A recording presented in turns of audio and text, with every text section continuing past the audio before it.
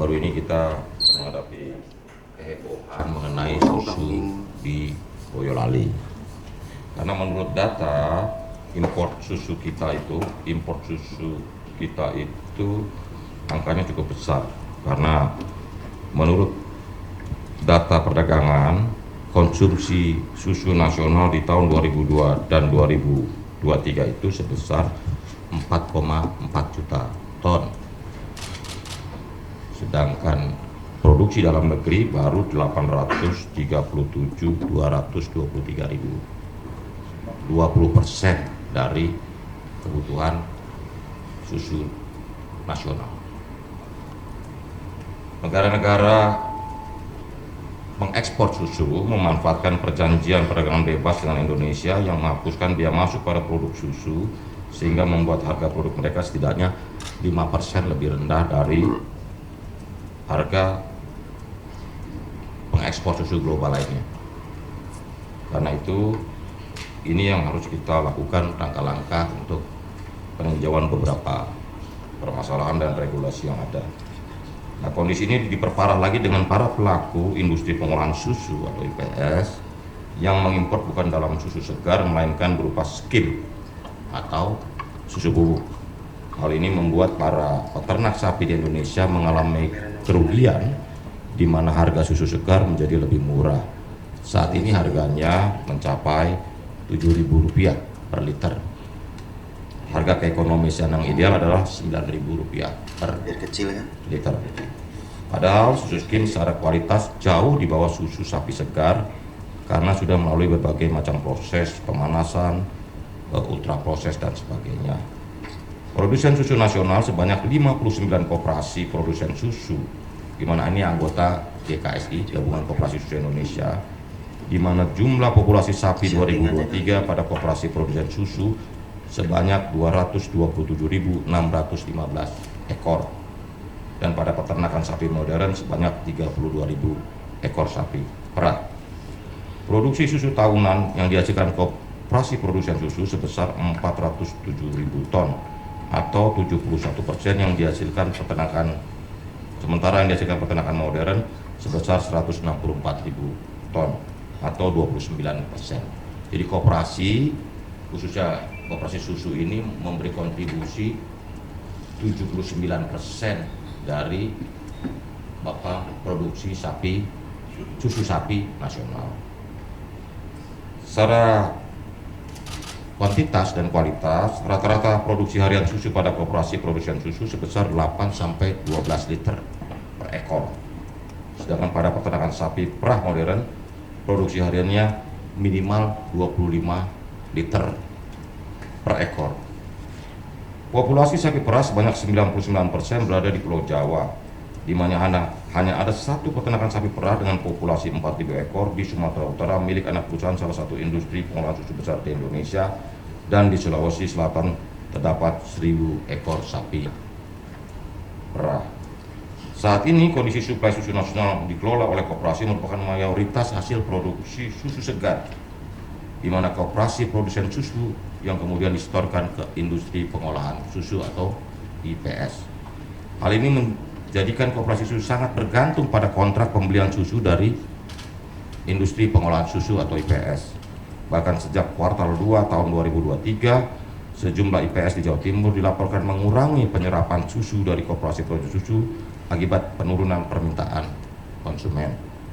Hal ini menyebabkan penumpukan stok susu pada cold storage koperasi produsen susu, di mana kondisi ini akhirnya dia mengharuskan untuk mengirim produksi susu mereka ke IPS besar di Jawa Barat yang telah mendiversifikasi produknya menjadi susu utuh bubuk atau dalam bahasa whole milk powder WMP. Situasi ini hanya sementara dan akan berhenti pada kondisi ekonomi ketika ekonomi membaik. Rekomendasi memastikan bahwa produksi peternak dan koperasi susu dapat diserap oleh IPS atau pabrik secara maksimal. Dalam hal ini Kemenkop akan berkoordinasi dengan koperasi susu dan IPS di seluruh Indonesia untuk menjamin penyerapan produksi susu koperasi. Kemenkop akan berkoordinasi dengan Kemendak untuk meninjau regulasi impor susu. Ketiga, pemerintah akan mengadakan program makan bergizi gratis mengandalkan produksi susu dalam negeri.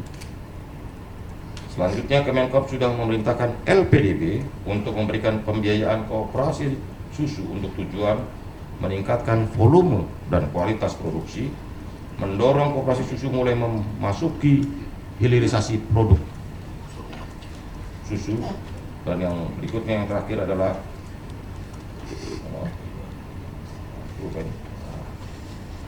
koperasi susu melalui peningkatan standar mutu produksi sesuai dengan kebutuhan pabrik melalui kemitraan antara pabrik dengan koperasi atau peternak, baik dalam teknologi pengolahan hingga teknologi penyimpanan, sehingga produksi yang berlebih dapat ditangani sesuai dengan proses standar mutu yang tinggi. Koperasi perlu mengantisipasi atau membuat alternatif lain untuk mengolah susu ke produk turunan lain seperti minuman pasteurisasi, yogurt, dan keju. Kerjasama antara lembaga terutama Badan Riset Nasional BRIN dalam memformasikan bibit sapi unggul berkualitas sehingga satu sapi perah dapat menghasilkan minimal 25 liter susu per ekor per hari.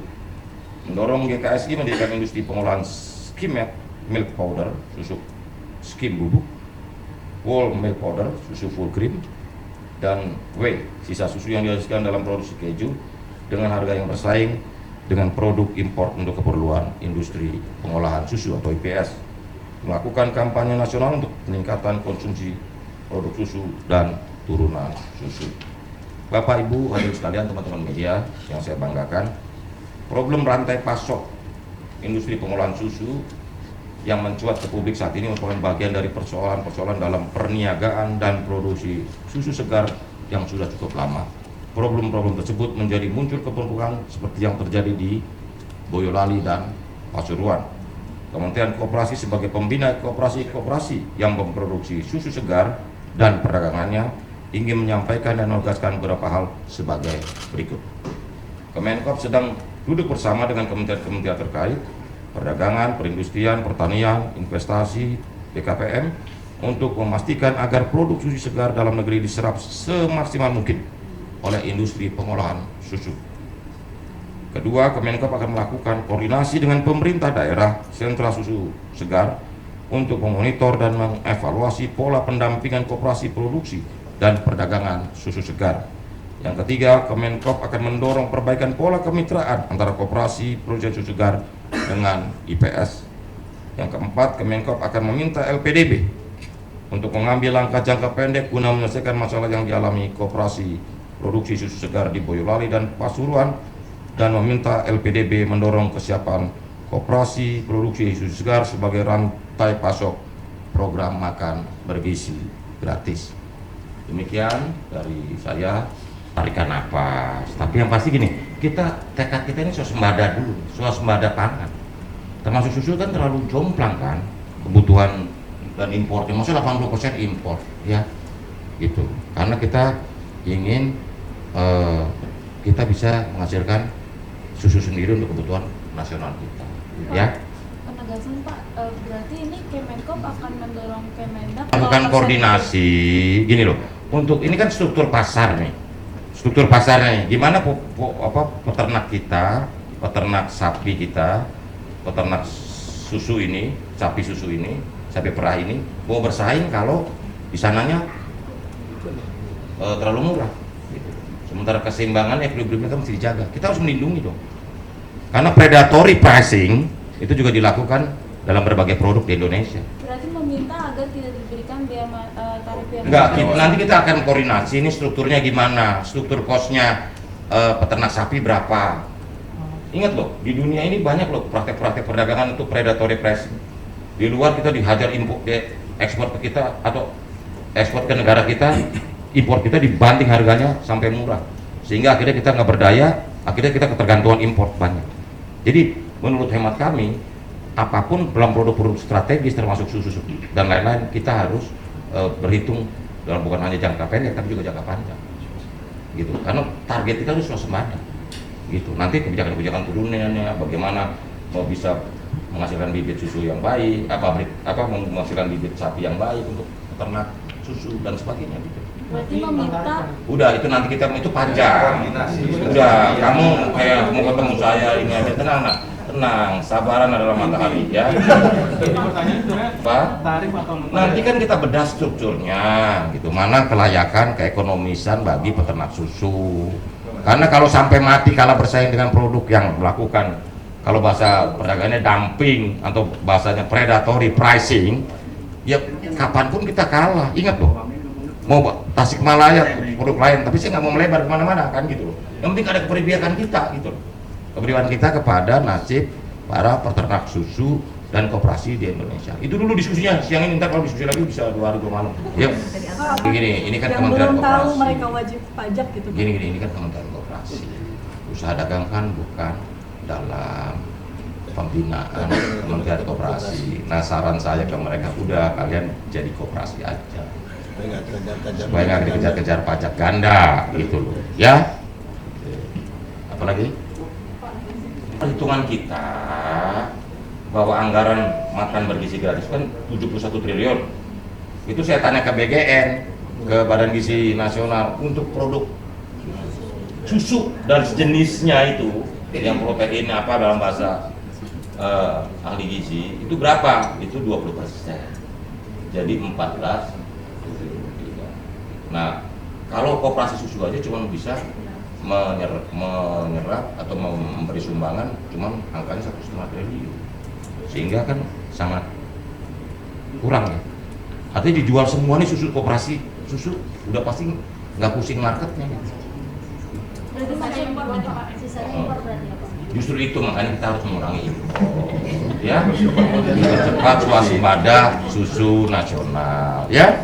Satu lagi Pak. Kebutuhannya banyak, bagus susu perlunya apa, pasukan susunya perlu apa, perlu bibit sapi ya yang baik ya kan, perlu ntar pakan ternaknya yang bagus, karena dari riset itu susu sapi itu bisa banyak kalau makannya dia bagus gitu loh, jadi keperluannya banyak gitu loh. Sekarang kan posisi pasokan sapi imporan kita kan semakin turun ya Pak. Iya. Tahunnya itu gimana Pak? Nah, kalau menurut data kan cuma ada berapa? 300 ribu total. Kamu tahu nggak Selandia Baru ada berapa ekor sapi? Koperasi. Enggak, ekor sapi di Selandia Baru. Kamu tahu nggak berapa jumlahnya? Itu negara penduduknya 5,4 juta. Sapi susunya jumlahnya 5 juta. Kamu bayangin nggak? Akan ada impor sapi bakalan apa gimana? Ya nanti itu kebijakan departemen, kebijakan kita. Ya kan? Enggak, dari populasi sapinya aja kita udah, negara Selandia Baru itu populasi sapi perahnya itu 5 juta ekor. Bayangin dong. Lebih hampir sama kayak penduduknya. Kita cuma ratusan ribu ekor sapi perah gitu. Nanti hari Rabu Kamis saya akan memerah sapi di Lembang dan di ya. Pak, berarti nanti 100% Nama. dan bakal mengurangi impor susu atau bakal Nah, gini, pengurangan impor itu kan tergantung produksi kita. Ini sekarang posisinya jomplang 20%, 80%. Produksi dalam negeri 20%, impor 80%. Nah, kita harus pada waktu tertentu harus secara bertahap bisa kita maksimal swasembada pangan khususnya susu. Ya? sekarang berarti lagi dibuang karena nggak menyerap itu? Bukan, itu dari itu nanti aja di bukan soal nggak bisa diserap, itu ada soal harga, soal apa, seperti makanya saya suruh LPDB untuk beresin. Ada Ya? hitungan kerugiannya nggak baik secara ekonomi? Oh saya belum yang di sana, tergantung liternya. Oh, Itu. belum ada itu. Ya, Belum. kita bawa Ya, LPDB untuk untuk coba bantu itu kalau soal itu kita meringankan. serap apa. Ya, Bappenas dan Departemen Pertanian sudah ada. targetnya Kita juga ada. Ya nanti kita juga Kementerian Koperasi diminta. Jadi termasuk. Tahun depan bisa menuhin berapa porsi Pak? Oh, Ya. kamu mau diperas? Jadi susu juga. Ya harus dong. Kalau tekad kita mau swasembada, harus swasembada. Ya, mohon maaf